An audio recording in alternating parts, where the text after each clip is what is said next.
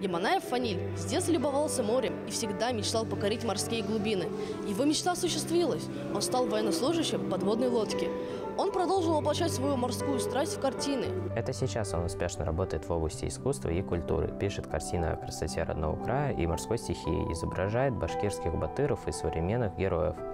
А с 1976 года до ухода в запас Фаниль Яманаев защищал морские рубежи Советского Союза и России на атомном ракетном подводном крейсере в качестве бортового механика. После того, как я ушел, можно сказать, на заслуженный отдых, это был 1995 год, я вдруг решил как бы возобновить все эти дела,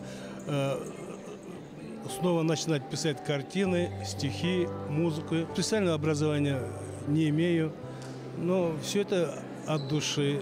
Часть картин Фанилия Яманаева украшает стены музея Салавата Юлаева в селе Малаяз, музей военно-морского флота в Санкт-Петербурге и другие выставки по всей стране. Всем, кто не знаком с творчеством художника, настоятельно рекомендуем восполнить этот пробел.